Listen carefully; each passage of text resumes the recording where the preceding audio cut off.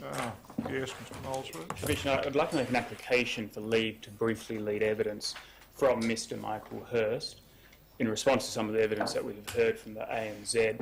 Mr Hirst has already been provided with a summons to attend, and he has indicated he'd like to have the opportunity to provide some additional evidence on a couple of very narrow and discrete issues addressed in the evidence from the bank.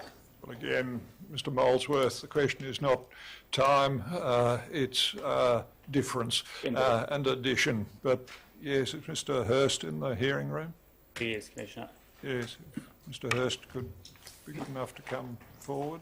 Thank you, Commissioner. Yes, call Michael Hirst. Yeah, yes, you'd go into what we're using as the witness box, please, Mr Hirst. The Bible. Now, would you prefer to take an oath or make an affirmation? Take an oath, thank you. Yes, swear the witness, please. Good afternoon. I swear by Almighty God I swear by Almighty God that the evidence I shall give the evidence I shall give will be the truth, will be the truth, the whole truth, and nothing but the truth. nothing but the truth. Thank you very much, Mr Hirst. Do sit down. Yes, Mr Molesworth. Thank you, I'll Commissioner. just let Mr Hirst sit down. We'll do that in a second, Mr Hirst. Mr Hirst, can you please state your full name for the Commission? It's Michael George Hugel Hirst. And you've received a summons to attend here today? Yes, I have. And you have that summons with you here? Yes. I attended that. Exhibit 4.29, the summons to Mr Hirst. Mr Hirst, before you fell into financial hardship in 2011, could you give us a very brief overview of what your farming business was and how long you had been in it for? Yes, so our family's been farming, we were farming for some 30 years, so in beef, sheep trading and timber production. And can you briefly, again in the interest of time, to summarise when your relationship with Landmark commenced and then when your relationship with ANZ started?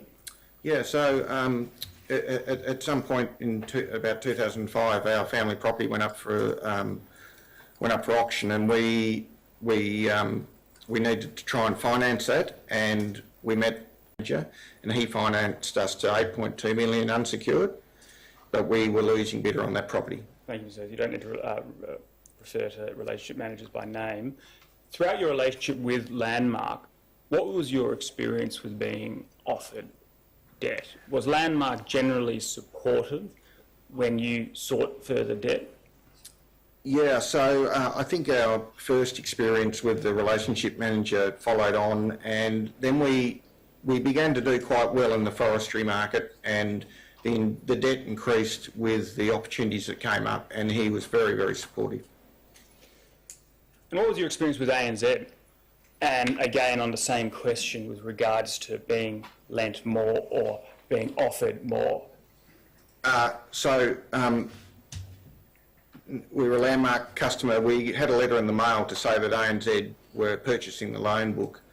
The experience, it said, would not change. Nothing would change. It would just go on as normal. We'd have the same relationship manager, in which case that was correct. Up until early 2011, when ANZ took us out to a decent restaurant in our local town and said we're a very good business and we want to see more of you, and basically pumped us up. Can you explain that a little bit more? So they seemed to think our business model was quite good, and we had made some good deals in the previous years, so they tended to single out those and pretty much said just keep going. When was the last offer to increase your loans made by the bank? So the last offer to increase our loans was on the 2nd of August 2011. And when did you find that your accounts were frozen and you could not withdraw money? We had a ANZ relationship manager come out on the 15th of August, and it was then that he said, put the chequebook away. And when, in your mind, were your accounts actually frozen or no longer available for access for you? I believe that the accounts were frozen on the 24th of October. 23rd of August, sorry. 23rd of August. Did the terms of your financing agreement between Landmark and ANZ change? Yes, they did. And that was one of the major points that we have always felt we were very badly done by, was that in a meeting on the 24th of October, the regional manager and our relationship manager hauled us into Launceston to tell us that we were to be sent to asset lending in Melbourne, and their explanation was that ANZ doesn't do business like you do. We do not lend on the thought of, I can't exactly, because I haven't got the document here, but we do not lend on the basis of capital sales. We lend on a solid cash flow basis. And that really blew us away, because right up until that point we had been supported to the hilt, and they had groomed us to that point, and then they just turned, and then we were just smacked to bits. Once you got to the position in late 2011 that you couldn't access funds anymore, were you able to seek advice or external services? So the thing is, we didn't have any money, and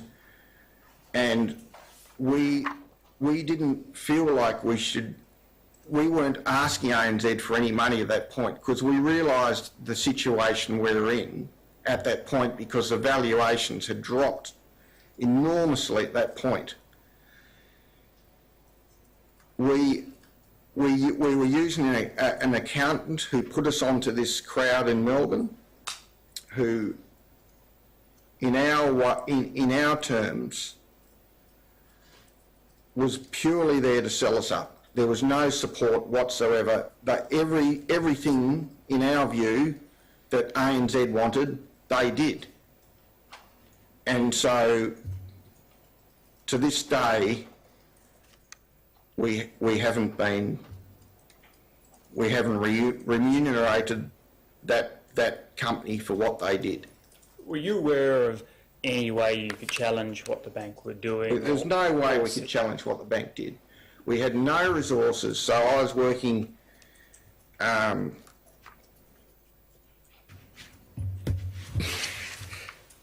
working quite hard. So I'd managed to get a job driving a truck, and my wife was in bed, so it was tough. So we really couldn't find any resources to fund a legal team to challenge what ANZ was doing, and Mr. Steinberg was correct.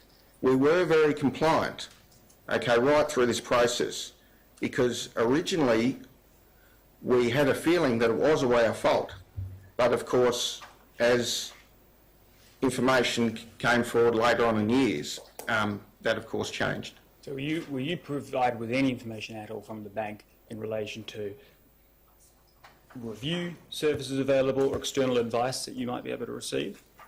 There may have been reference to seek legal advice, but we had no money. There may have been reference to seek a rural counsellor, but I don't remember it. Financial Ombudsman? I'd never heard of FOS until I came up here to When Brisbane. were you first offered a mediation or neutral evaluation process? So as we went through the process of them picking our carcass to bits, a few stories started to emerge from the mainland about potential problems in this landmark ANZ takeover business, and we started to engage with a few people, and then on the 8th of September, Mr. Follott had a 60-minute story, and the CEO went up and saw him, and at that point, I think we started to realise that maybe everything wasn't quite right, and I'd refused to sign the statutory declaration with Mr. Warmald because I asked him probably 6 months previously to that, he had a lot of pressure on me to sign this stat dec, and I said, Mr. Warmald, I will sign it if you've done nothing wrong. Okay, and he would just go all silent on the phone, and he would never answer that question. So I would just say, Mr. Warmald, I will not be signing that statutory declaration until you can guarantee me that you've done nothing wrong. So I never signed it, and then the story came in 60 minutes. We wrote an email that following morning, me and my good wife. And it was outlining most of our grievances, and you wouldn't believe it, I had a phone call that week, just like that. Until that time, there had been no communication or offer by ANZ in terms of any review of your case. There was not. When did you first see terms of reference for this review, which they then agreed to do? So Mr. Warmald and a customer advocate lawyer came down, and they sat at our table for, I don't know, 2 or 3 hours, never admitted any wrongdoing, just basically said, we've done nothing wrong. They went home. We said, come back with something. They went home, and then we got a phone call from customer advocacy in October 2016, 15. She said that we want to do this process with an eminent judge, and so an evaluation. It wasn't until April 2016 we actually got the terms of reference. They looked all right to me, but ANZ offered $1,000 to get legal advice on that, so we took it we found legal advice, took it to them. She said, you just can't sign that, it's absolutely ridiculous. I can't tell you why, because I haven't got a legal mind, but she refused to have us sign it, and then there was protracted negotiations until, I think, January 2017. What were the risks if you didn't sign the agreement? We had no option but to sign the agreement, make no mistake. There was no other option to us. When did you finally get a resolution? We got a resolution on February the 28th in 2017. So 1 year, 3 months later? That is correct. And what was the experience like for you for that year? Oh, well, you see, we've been belted to bits for, 5 years previous to that, and apparently they'd done nothing wrong. And then we were on a bit of a high when Mr. Fallotte went up, and we could see that there were issues. And even then they wouldn't have any culpability at all. But, so we were quite buoyant after that program, as you can imagine. And then the meeting, they just said, well, we've done nothing wrong again, so so we were on this emotional roller coaster, and all the time, you've got to remember, everybody, we still had to live. We've got 4 beautiful girls, and we're dealing with all this stuff, for, 8 years now? 8 years we've been dealing with this, and so it was tough. That last 18 months was tough because we had an emotional high, and then it all got taken away in a way through the protracted negotiations just to sort out what we're going to talk about. I mean, how hard is it? Tell me, how hard is it to talk about what we need to talk about? I mean, it was all in black and white. So what was the issue? I just do not understand. Once you actually attained your resolution after the evaluation report had been handed down, are you satisfied that the bank played a role in you losing everything? Oh, there's no doubt. There's no doubt. Has the bank ever apologised for the misconduct you experienced and that helped bring about your family's ruin? They have never once ever shown any empathy, they have never shown any compassion, and they have never apologised. And where I'm from, if you do something wrong, there's nothing wrong with apologising. But these guys refuse to. Thank you. No further questions. Yes, just before I call on you, Ms. Orr.